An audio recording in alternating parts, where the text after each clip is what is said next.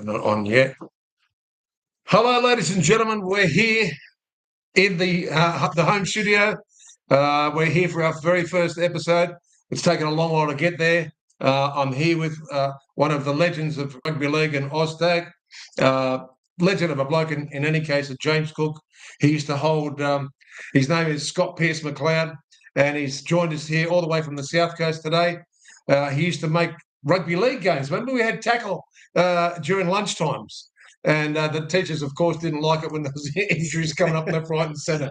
But anyway, welcome today, Scotty. Thanks for coming up from the South Coast, brother. No, you're welcome, Al. And, I guess this podcast is years of friendship, hitting our 60s. And, we came from the days of James Cook Boys High, and we had Brian Smith as our PE teacher and a lot of St George players. I played for Arncliffe Scots. You played for? Right, Brighton Sands Seagulls. Brighton Sands Seagulls. Are you undefeated champions in that side?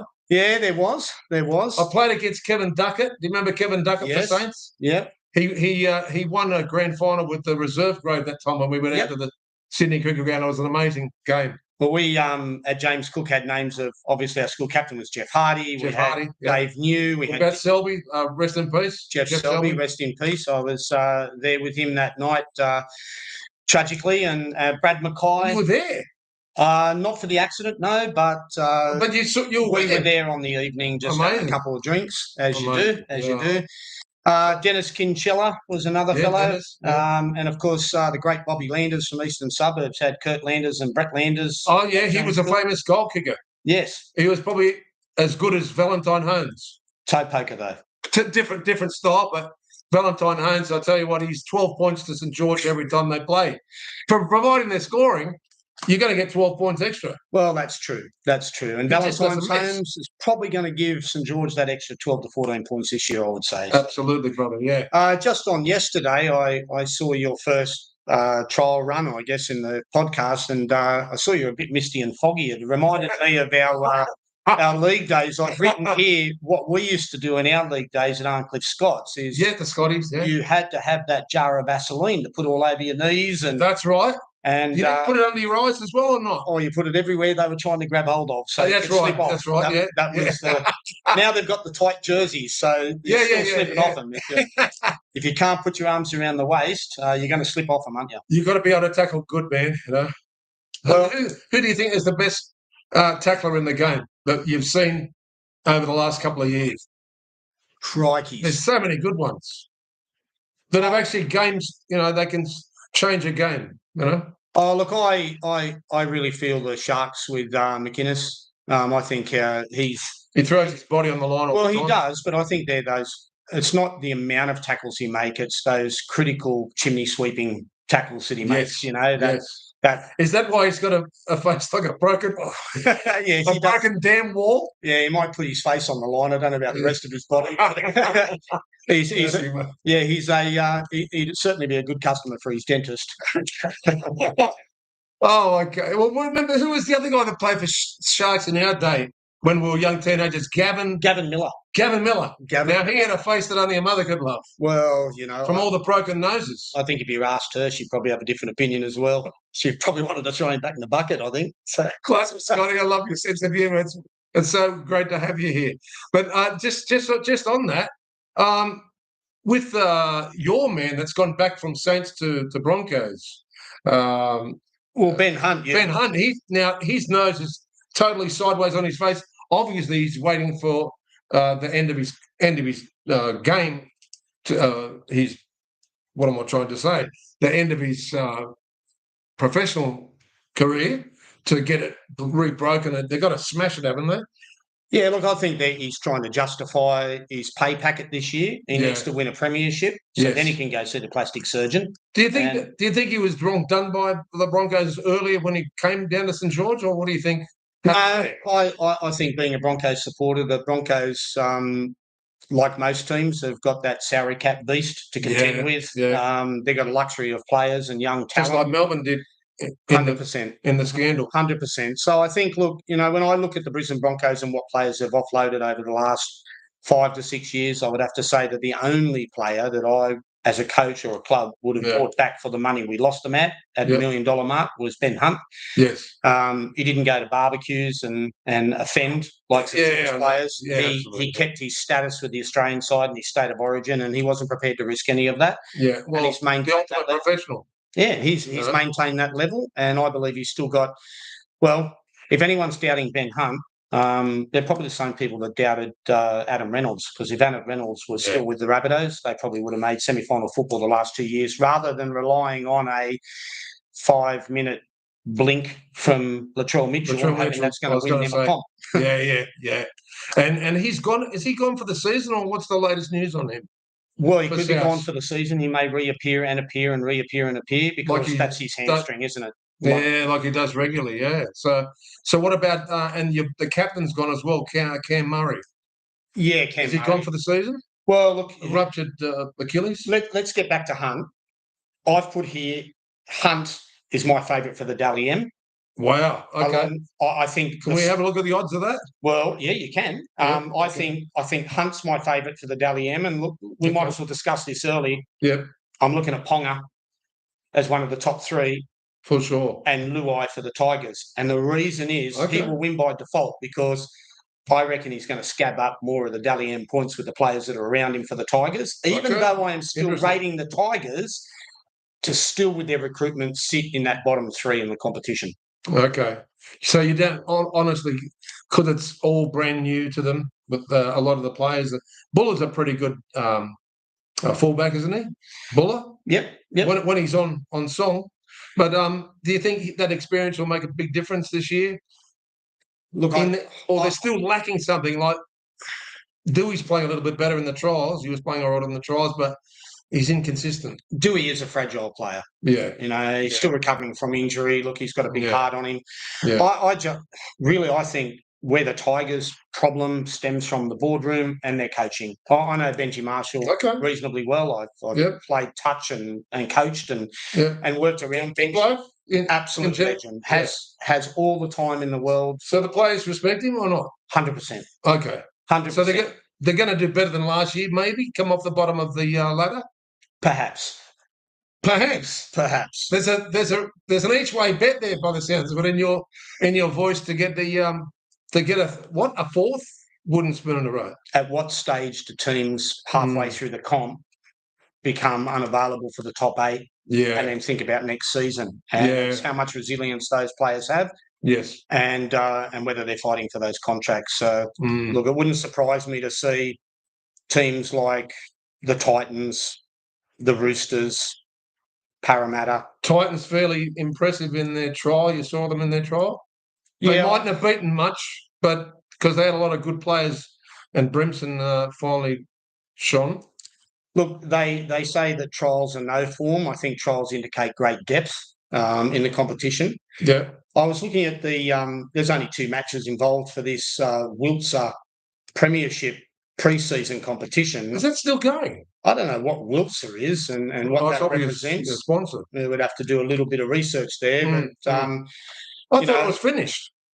2 matches. West Tigers finished in pretty well much down the bottom. I think it was the Roosters. Well, Roosters got whacked by Newcastle. Yep. So there's 48 points there. Newcastle. What these pre-season results to me show is what do they show to you? The great depth in the players outside their top 30. Well, Broncos, you could have got 3-1.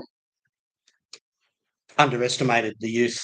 Unbelievable. The Roosters have lost 5 to 6 players of great value. You can't replace them in a bowl. You being a Broncos fan, who's the young player that's going to shine?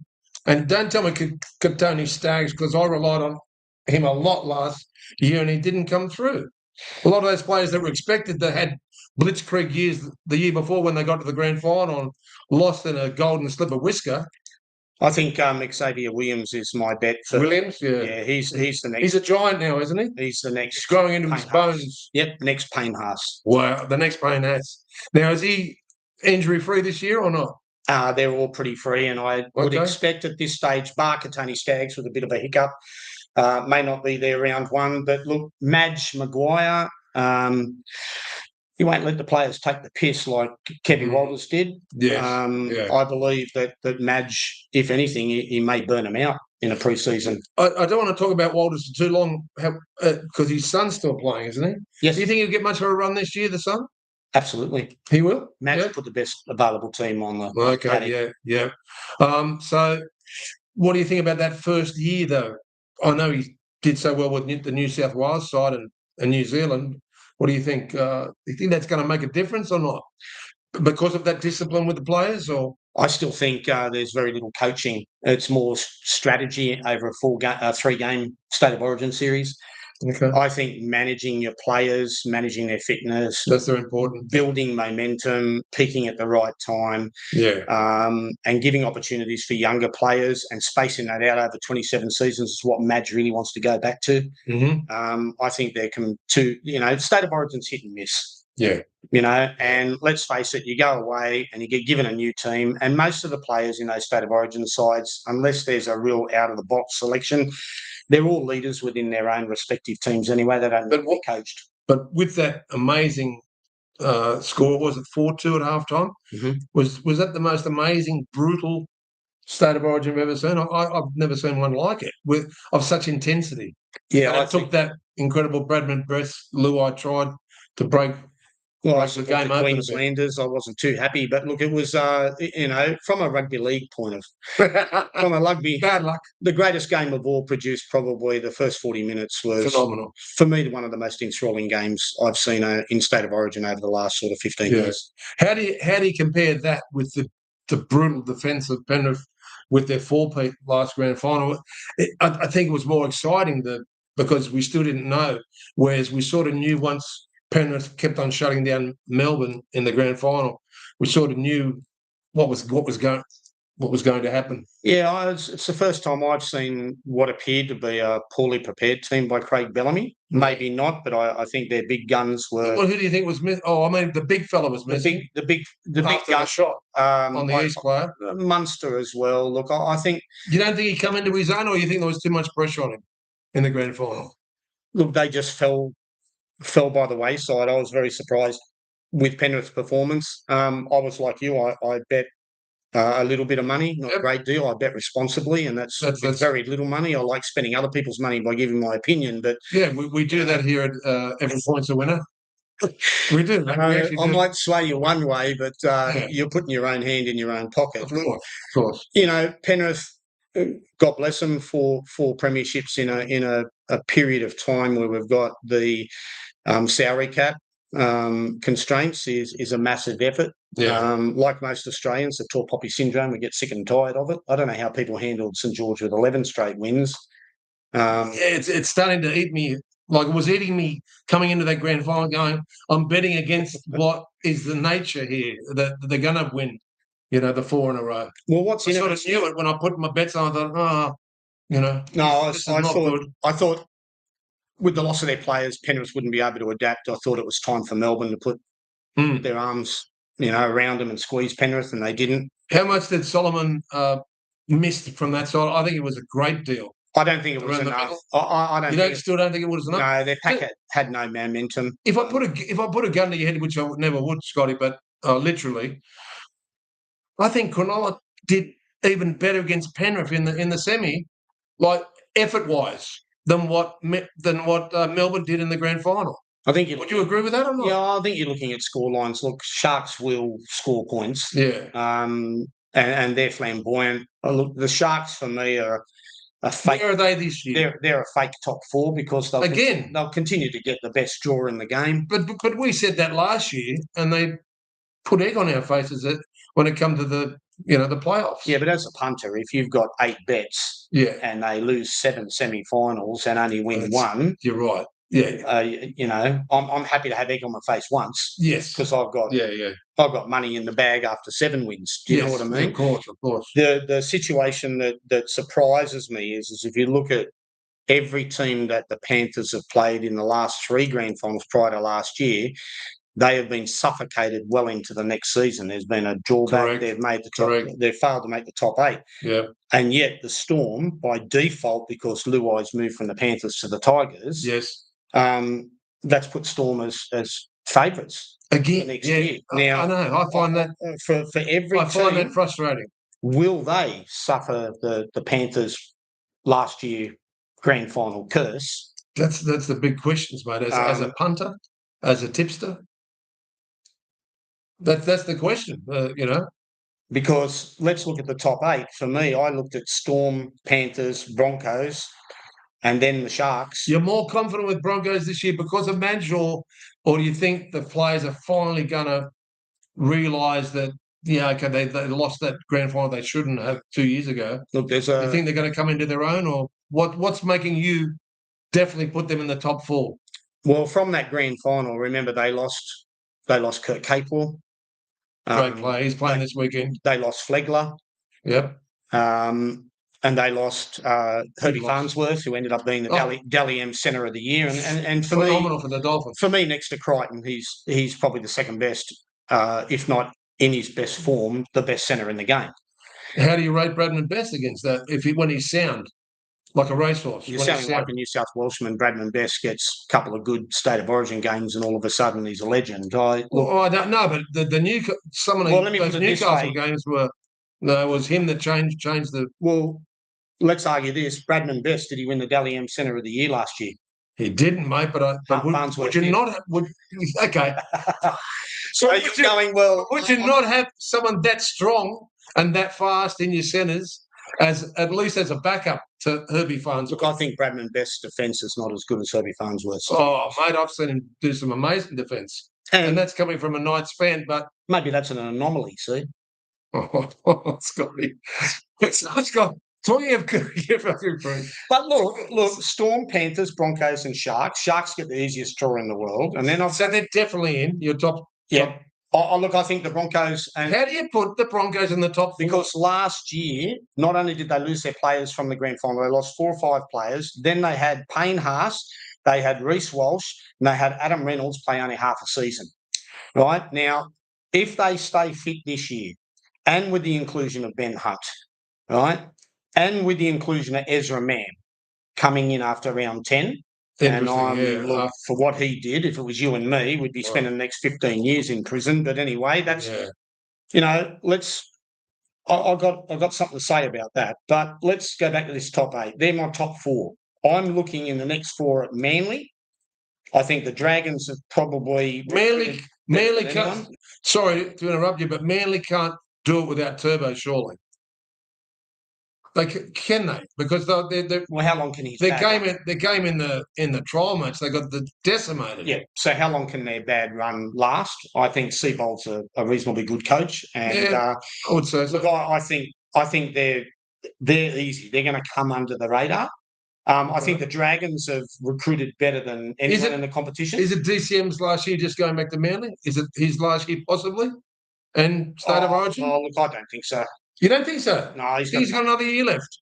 Yep. Okay. Easy. All right. Dragons, then I'm sitting Knights, and in that final 8th position, I've got 3 teams there fighting it out, and that's the Cowboys, the Warriors, and the Dolphins, which means that the notable exits from that top 8 are South. Yep.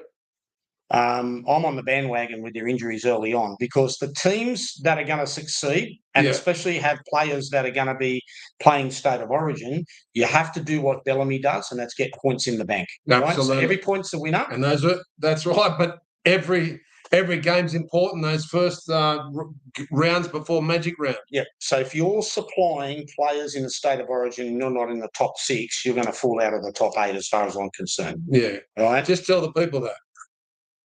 If you fail to get the points in the bank and you're not in the top 6 come State of Origin time, you will miss the top 8. Well, it happened to Gold Coast, didn't it, with Desi's Gold Coast? Well, and then they started playing amazing in the middle of when it was all too late. Too late. They even beat your Broncos in an amazing game. I don't think the Dogs can perform any better than what they did last year. I think... any significant bias? No. Apart from the prop from Newcastle, he's a great player, and his younger brother's playing, I think. They've tightened up their defence. Chiro's a good coach, and he's a great defensive coach, and that's what got them where they were last year. Yeah. But what I see is a lack of points in them this year. Parramatta and the Roosters, I think they're going to be. Roosters are going to struggle, man. Did you see that game against Newcastle? Woeful. They made Newcastle look exceptional, which they're good, but they're not that good. No, they're terrible. Yeah. They're terrible. And look, when we talk about behaviour, yeah, those Canberra Raider buffoons. Yeah. Right. How much is that going to affect them? Should they be 4 or 5 to 1 in Las Vegas on Sunday morning? Look, I've tipped the Warriors. I think I'm with you. Look, I think they're a borderline top 8 prospect. Yeah, I'm with you. I'm over the Raiders. Yep. How much getting Fisher back is going to help with net the and Kurt Capewell. Massive for them. And every time building here. Every time the Raiders get those stabilised Aussie players rather than those, behind the back door and all that flashy stuff that doesn't stick all the time. Yeah. The failure for longer, like the Melbourne player. Well, the last time I remember another fellow that went from the Broncos to them, which was Kevin Campion. That's right. And once again, when they start getting blokes like them and Cleary and he play Matt Ridge. That's right. But did they both play rugby union as well or not? Campion never played rugby union? No, I don't think so, no. Okay. So Matthew Ridge did, didn't he? Yes, he did, yes. Yeah. Okay. So with these buffoons, it's not just rugby players. Right. It's humanity. Yeah. Let's face it, the world's gone crazy. Yeah, right? okay. So everyone seems to think... I won't disagree with you. Just because two people go out with plastic baseball bats and want to belt one another and have an argument, let me tell you, it happens every Friday night and every Saturday night at every pub by every human being, no matter what employment they have. The problem is these guys are getting paid exceptionally amounts of money. Yeah. They are under a media scrutiny. Yep. And they're easy prey, and they have to be aware of that. And with that wicket comes the result. Yeah. I don't think it'll affect the footballers. Footballers, they get involved in that shit all the time. Yeah. They're going to go out. God knows what happened in the old 70s with some of the stories I heard from the Dragons camp and all that. But anyway, we won't go down that path. Well, can you imagine what was said in the scrums in the days? You could hear it. If you went to the match, you could hear it, You would never, ever want to have a mic on the scrums in the 70s and 60s, let me tell you. Look, I became a West Tigers fan also back in the days, but before they were, of course, the conglomerate side or the joined side, when I West Magpies. And my sister goes, "You've got to come out and see this brutal game against Manly." I said, "Oh, that sounds pretty cool." I was only a young rugby league player myself, and I'd never seen anything like it. Some of those brawls with Dallas Donnelly and the big fellas. What was it? Bowden. Steve Bowden. He was another brawler. There were so many good brawlers in those days, but you get away with it. Now you can't touch someone sideways. No. And look, they were the days of Pratton Park and Henson Park. And they'd have a beer with each other after the match, correct? Yep, 100%. Stand on the sideline, have a beer, meet some fans, and, you're allowed to run onto the... I used to love that. But the Sellis incident, when she got stabbed, that changed the whole... everything with sport, correct? Evidently, but I mean, your best pastime as a kid was waiting until the end of the game. Yeah. And where the field was on that number that used to peel off. Remember the plastic number used to peel off. If they're in the scrum, their numbers would get ripped off. Yeah. Who is that? Yeah. They'd have dirt all over them from the cricket pitches. And all the kids would pile up on all four corners because they had those cardboard black and white swirly corner posts. That's right. And everyone would jump the fence and try and be the first person to sprint, catch that goal. Catch it and run away with it. Post and run away with That's right. That was the goal. And they were about 6 foot high. Were they? They were nearly... Well, once you pulled them out of the ground. Yeah, that's right. Yeah. But usually they were broken when all the kids just died for them. Yeah. I'll never forget at St George one time. Now, this was a record crowd. I think it was 23,000 in the old Jubilee where we used to have our James Cook carnivals. So I was waiting there in my little St George Guernsey, right? Living in the St George area for so long. Mum and Dad were mad St George supporters. But anyway, they said, just wait inside the fence because I don't think they could handle the crowd, so they let all the kids stay about 4 or 5 deep inside the fence. So I'm at the front of the line, right? But I'll never forget it. Some freak jumped over when the final hooter went, and he's landed on my neck, and I'll never forget it. I got my face planted in the ground, and I've had no corner post for me, and I thought, who the hell was that? That's how brutal it got to get that corner post. It's one hell of a mosh pit. But they were great days, weren't they? You know, the old meat pies, football meat pies, Kangaroos and Holden Cups. Oh, look, you know, we saw a lot of St George games. My grandmother lived in Morris, in Park Road. Yep, she lived in Park Road, just around the corner. So I just crossed the road, fantastic, and jump up on the fence, and we were all in the. You weren't with Skull, were you? Oh yes, plenty of days with Skull. It's head of the. Laurie said in it. That was the silence of Anzac Day. I'll never forget that. I thought. Correct. Yeah, I think they were playing Balmain. I think they were playing Balmain. Larry Corriwer killed us that day. Oh, and we were absolutely silent. Yeah. And while everyone was silent, you heard Skull yell out, "Let the war begin." And the crowd just roared. And look, you know, I believe, and the guy had a reputation, yeah. Oh, head of the Ku Klux Klan in Australia. Some of the rumours that went around, and you know, I mean, watch your back, Scotty. Hey, he's watch your back. But he was nice to the kids and that. He was, yeah. Jeez. Apart from the one that he didn't like on the bus, and he threw him out of the bus through the window. Yeah. It's But anyway, getting onto this weekend, how exciting is it, Scotty? Tell the fans out there, how exciting are you? Well, how excited are you to watch Warriors decimate the Canberra side this weekend? Do you think? I thought it was going to be tight until this incident happened, and then I'm thinking it might shake up the side a bit. I don't think it'll be tight. I think it'll be rusty. Right. You know, the harder they try to entertain and score tries, I think the possession rates will sort of a lot of drop balls. Yeah, I think the possession rates will be a lot of drop ball, a lot of push passes, a lot of chances taken. They'll get caught in the atmosphere of the situation. And unless someone gets a period of ball control, the one that holds the pill is going to gain that momentum. Warriors aren't great at doing that, however, because they're always using those giant beasts up through the middle of the pack. Yeah, look, I just think it's going to be a lot closer than what people think, both games. Yep. I think they'll if they want to go there and think that the game's all an attacking highlight, they're probably wrong. I think the game's based on the fact that they don't need gridiron headgear and they don't need pads here and pads there. And have you seen the Yankee advert about it? They talk about that. Yeah, well, I think that's where they're going to base the emphasis is the hard hits, the hard tackles, the front-on tackling, and then the skill sets of being able to offload the ball and in that sort of company. So, look, I think the Warriors will do them by probably 6 to 8 points.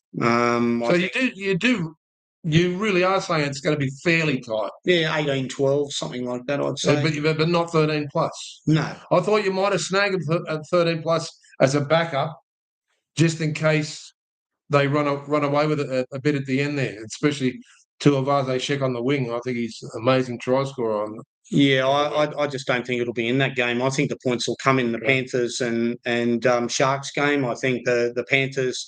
You think they're going to play an open game for a change? Yeah, absolutely. Yeah? Yeah. I think they're going to play an open game. I think they're going to try and shock the Sharks. I think on the back of last year's grand final, I don't think they're going to come out in round one with that sort of defensive performance. I don't think they can replicate that. They might be able to build up towards it. But it's the first game of the season. It depends on what their pre-season's like. Yeah. I'm tipping the Sharks to beat the Panthers. Okay. First game. What did you think of? Now I mentioned this in the first podcast yesterday, the solo one. I mentioned that you guys were writing me off for the NRLW and the grand final when East were leading like 30-0. These guys are rigging me up, right? Our two good mates, Scotty and Peter, going, they're finished, mate. Tell them to go back to Endeavour Park or whatever in the old days. And I said, mate, just don't write off Tiana Penatani. And she destroyed him in the second half. They were an inch from winning. There was a decision that came through on the head. Do you know what happened? And they missed some vital thing that cost them the game at the end. East probably deserved to win it. And just one more comment about that. Olivia Koenig, how the hell does a Dally M Player of the Year not make that Gilaroo side? I know it's an amazing side. How do you fit her in? But how do you not put her in? That was a disgrace from the NRL in general for not putting her in there. Yeah, look, when you look at an extended squad, but it's not like they're going over to Europe and playing 3 or 4 Test matches. But they are trying to make the Pacific. It is one. Nations It is important. one Test match. They got one squad. They've probably got a real strict balance as to where their positioning is, and they felt that yeah, sure, she got the Dally M, but for the balance of the side and for the current Gillaroo players that are there, I mean, Taryn Aiken, she's an awesome player, and you know that I think she's the best player in the game. Great with offloading, amazing offloader. Yeah, and just and I want to get more involved with the women's this year. And look, if we can speak to a couple of them, that'd be fantastic. Even if they ring in on phone, if they can't make it, that'd be fantastic too. Because I want to really push it this year as well. So we're going to have a separate segment for the NRLW. And also Bulldogs are getting in a new side and Warriors this year. So it's definitely expanding, and I think it's getting more women and ladies involved in the game, don't you think? Like watching it? Oh, 100%. And it's encompassing. When you look at what Volandis has done, taking them to Vegas and how they've promoted the sport, I mean, look at the poor cousin rugby union. Oh, absolutely. Just going back to Volandis, when I was calling races at Harold Park and people used to gather around in amateur style, commentator supreme, but I'd do it just for my own practice, and because you couldn't hear Kevin Thompson, but it was all echoey through the big speaker system, so people used to come around and listen to my call. But Volandis was the commissioner or whatever of the trots in those days, and that's before he went to the football. But he did a pretty good job at promoting the trots as well. He's a very, very good promoter, very good businessman. Extremely good businessman. He's got good vision. He's got some real nice structure about what he does, and good with people, I think.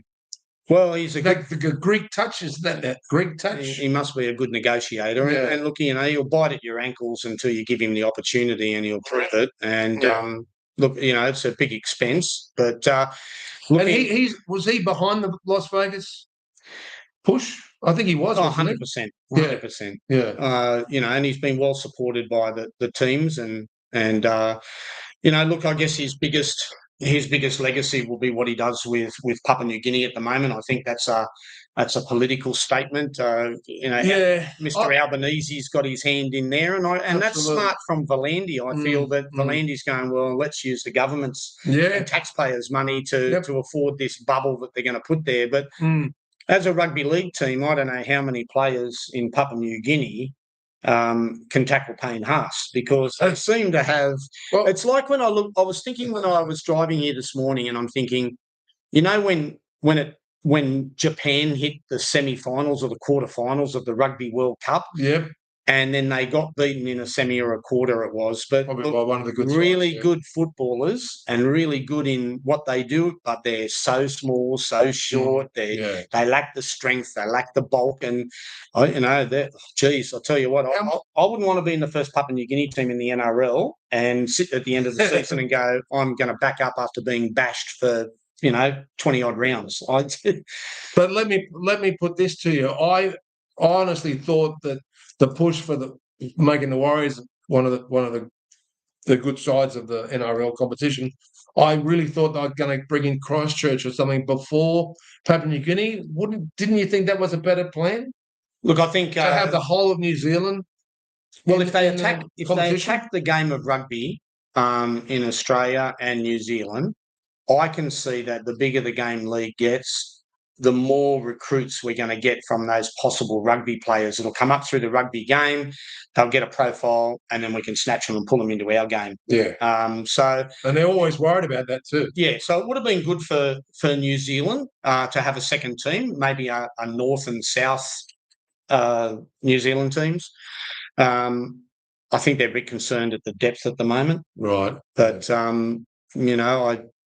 I'd be concerned about the capabilities, the size, the strength, and the depth of the Papua New Guinea team, let alone. Just let me ask you this question: why didn't someone like the Western Reds, when Mark Guy went at that period when they were expanding the game, why didn't that work to Perth? Is it because it's just mainly an AFL region? Oh, look, I think it was cost factor.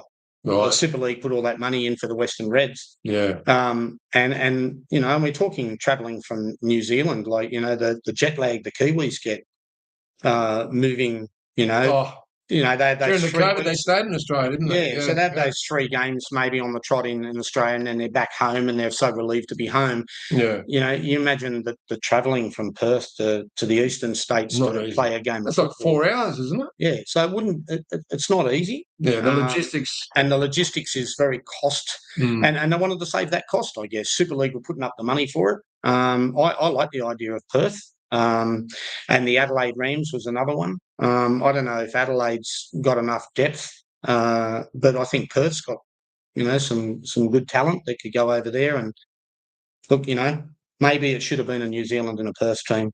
There's a lot of talk about that relocation of the North Sydney Bears.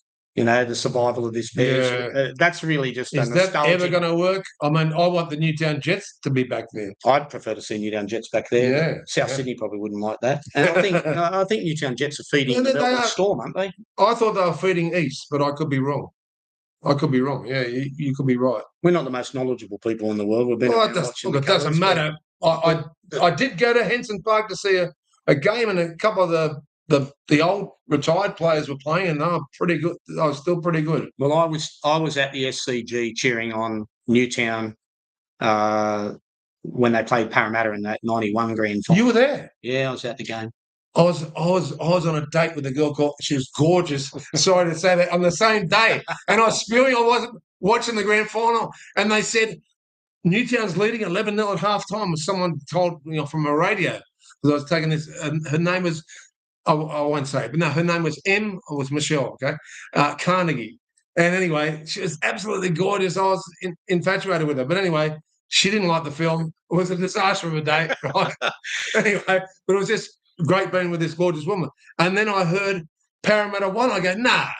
Well, they're like 11-0 in front. Well, Newtown had Tommy Rodonicus, had Phil Sigsworth. I think they had Ferguson. The guy that owned the pub up here. Graham O'Grady they had. Bowden? Steve Bowden. He owned the Shannies. They had a great team. Hetherington was in the centres, I think. Great, yeah. It was a great side. But I think the linchpin was the dummy down the sideline from Kenny. Mm-hmm.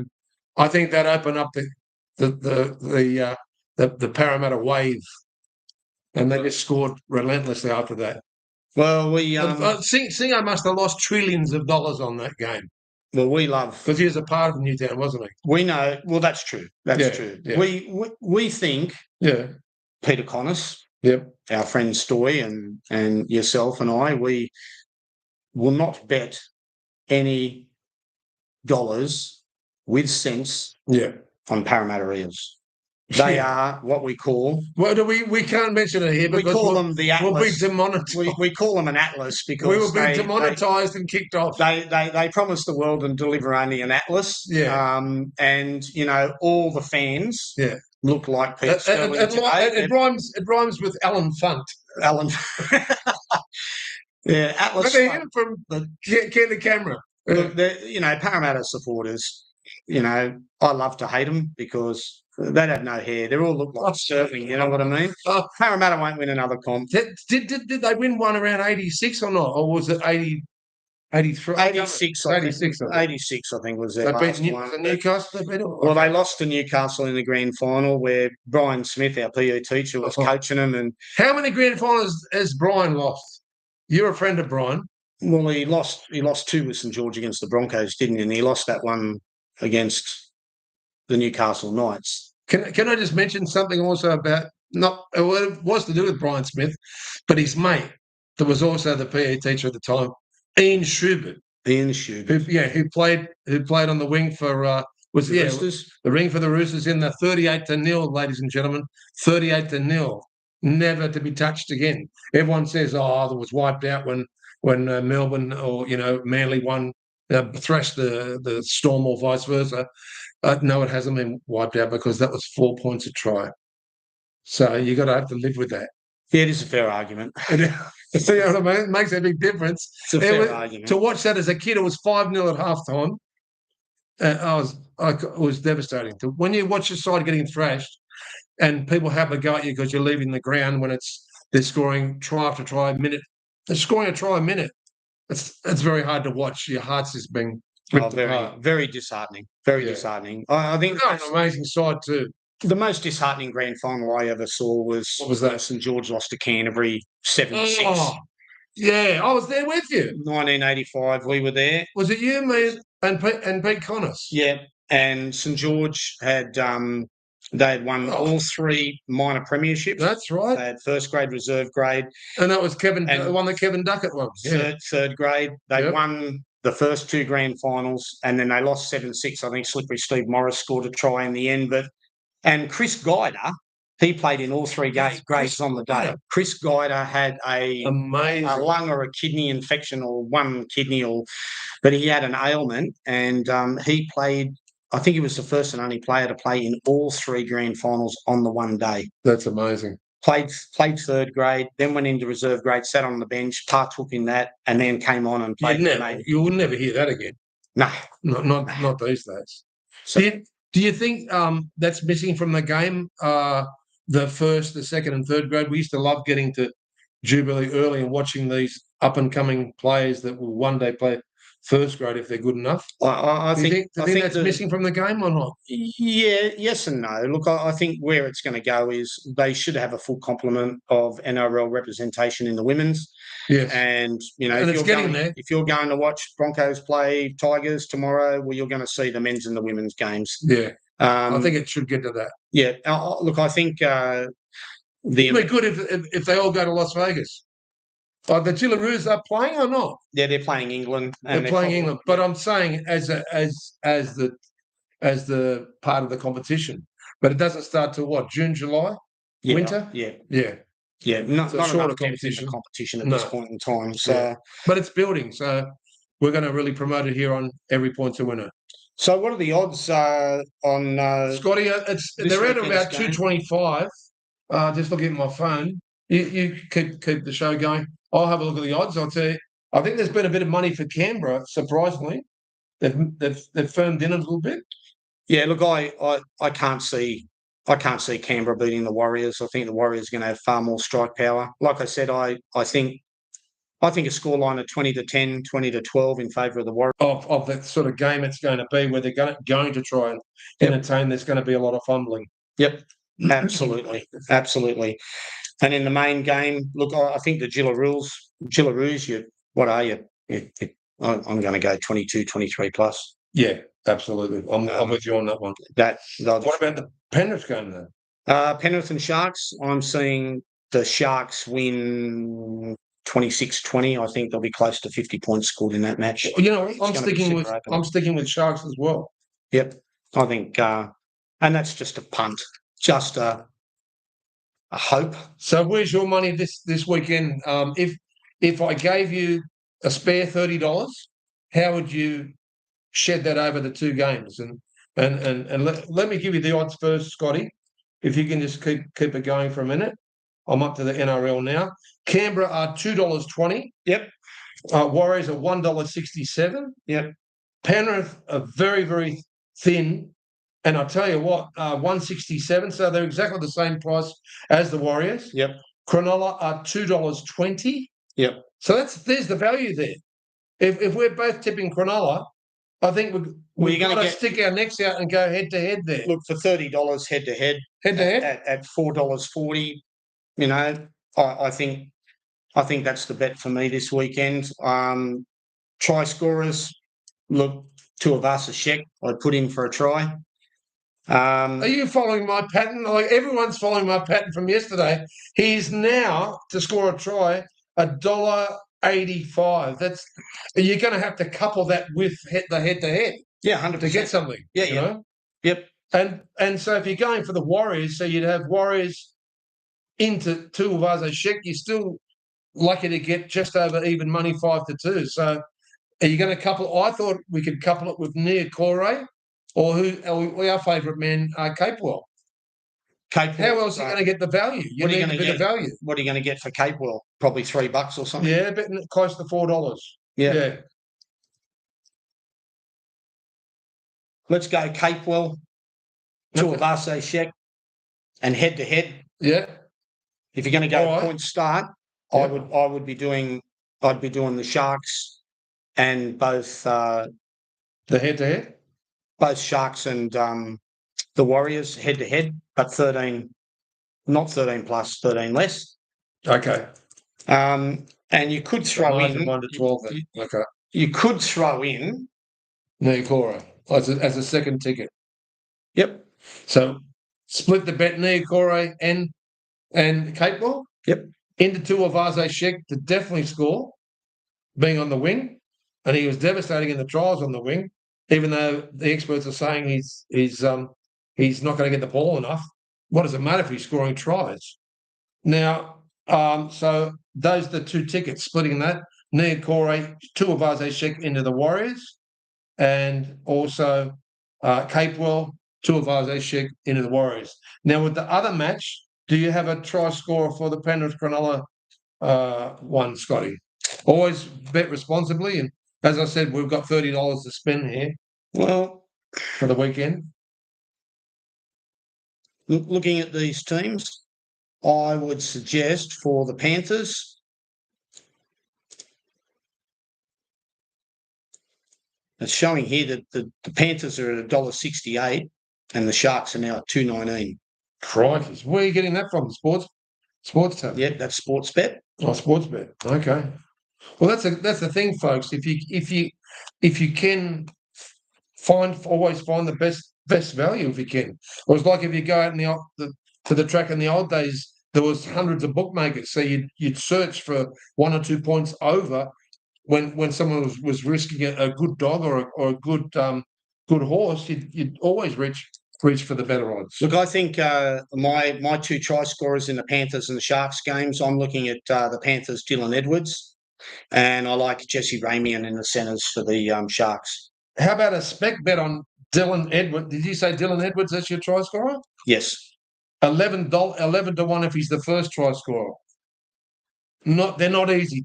If you miss that first try scorer, you do your money quickly, because it can go. You got 13 to 1 against you the other way if the other team score. You know what I'm saying? So you already got like 26 to 1 against your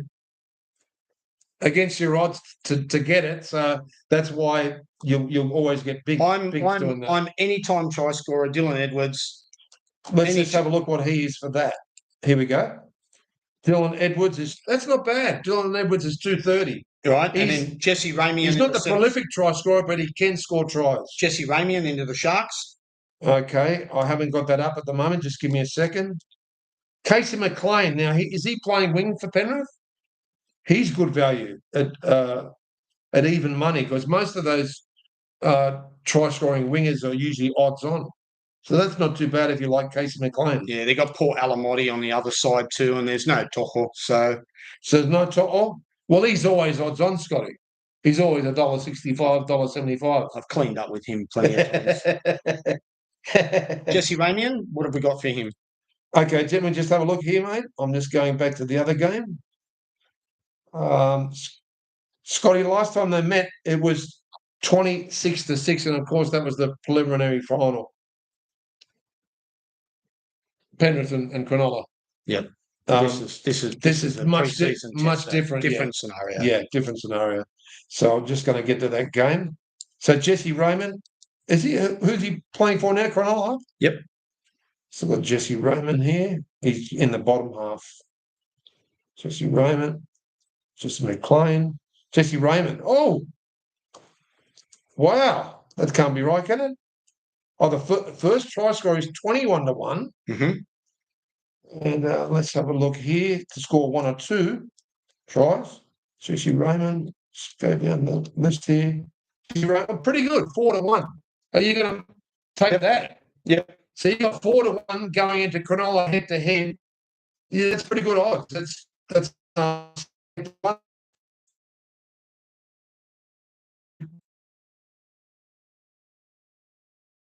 Yep. And what to a $5 head? Yep. And what to a $5, because you only got $10 left. A $5 parlay with Jesse Raymond anytime try score into Cronulla. Yeah. So how would you buy it? I think that's the best. Yeah. That's what I think. And your first one was Dylan Edwards, the opposite side. So that's going into, but that's going against But that's going against the tips. So you're saying Cronulla as well to win head-to-head in the Interesting selection. Risky, but interesting. Anytime try scorer. But anytime try scorer doesn't matter. Yeah. So I believe that I reckon that game's going to produce 40+ points. Oh, so it's going to be open. It's going to be open. I reckon it's going to be 40 points combined. Okay. Yeah, but game. but neither game 13 plus. No. Okay. So the next game we're going to cover will be the Knights game is the Thursday match. Can you have a look at that, please, Scotty? Yep. I think it's a Thursday match. It's West Tigers versus Newcastle. I think that's the second part of this little split round we're having. Yeah, I'd rather have a look at. There's a game before that, is there? Well, on Thursday, at 6 p.m, you got West Tigers and Knights. Right. I'm all over Knights. Look, they've got $1.90 as opposed to $1.94. Yeah. For the Knights, $1.90 for the West Tigers are $1.94. It's a bit skinny, but it's at home for Tigers, yeah? Yeah, look, I think the Tigers will blow out to post $2, and I reckon the Knights will firm in at $1.60. That's what I reckon, $1.60. Yep. I'm looking at the Knights in that game. And normally for me as a bet, I like to put $10 or $20. I'm a responsible bettor. Yep. But I like to put $10 or $20, and I just do head-to-head, and I do all eight games. And out of the 20-odd rounds, I'm probably getting a perfect round maybe twice up to 3 times a year, right? And for the playtime, it wasn't easy last year. There were so many upsets last year. It was. I think it was only one of us or two of us that got it out of the 26 rounds. Yep. And you can make most punters, and you can make that up on those half rounds where there's only 4 games and split rounds and so forth. So look, just in a nutshell, for the coming week after the Las Vegas games, you got Broncos versus East there. Broncos. Look, they're paying $1.43. The Roosters are $3. And I think it'll stay somewhere around that. Yeah. It is in Sydney. I'll be going to that game. You're going to go? Yeah, I'm going to go to that game. How do you get tickets, Scotty? How do you get your tickets? Well, with the Roosters crowds at the stadium in Alliance in Sydney, you could just walk up and get plenty of tickets. No, they're pretty strong, the Roosters fans. I reckon. Well, I'll tell you how strong they are. I reckon that crowd will be lucky to pull 15,000 people, and I reckon the Roosters, after their trial form, their fans are already in the closet. Yeah. They're already gone back in the closet. It wasn't good. You're not hearing much from them. They're hibernating. the Roosters fans are hibernating already. You know. So Broncos and Knights for me there, and then on the Friday at 8 o'clock. We have the Dolphins against the Rabbitohs, and that's up at Redcliffe at home. And I think the Finns in their first game are well-worn favourites at $1.54. You got the Rabbitohs at $2.49. Right. We've had a bit of a warning here about some backing it up, so we might finish it there, folks. Thanks very much, Scotty. Thank you so much for joining us. Cheers. We've got the audio going anyway, so we'll try and get that released through the week. And thank you very much for joining us here on Every Point's a Winner. Hopefully we can keep this going for as long as we can and give us a little bit of support. Hit like and subscribe, and any suggestions that are above the belt, send them to us as long as you like. Saluting all rugby league fans. Have a great time. Enjoy your first round and enjoy Las Vegas. No, I won't. No, watching the game. Is it on free to wear? I get paid monthly, mate. I can't enjoy Las Vegas. I've got no cash. No, but because you blow it all on the pokers. That one big win. Trying to chase another one. They're not easy. Yeah. They're not. That's why all the RSLs expand. Yeah, they're not designed. They're not designed to build my empire. Let me tell you. Same with Las Vegas. It's always expanding, isn't it? Okay. Yeah. All right, mate. Take care. Have a great weekend, folks, and great rugby league. See you next time. See you later. Every Point's a Winner. Bye. Bye.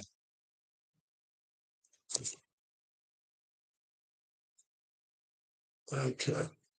Something happened with the URL. Your stream will drop immediately. Yeah, and okay.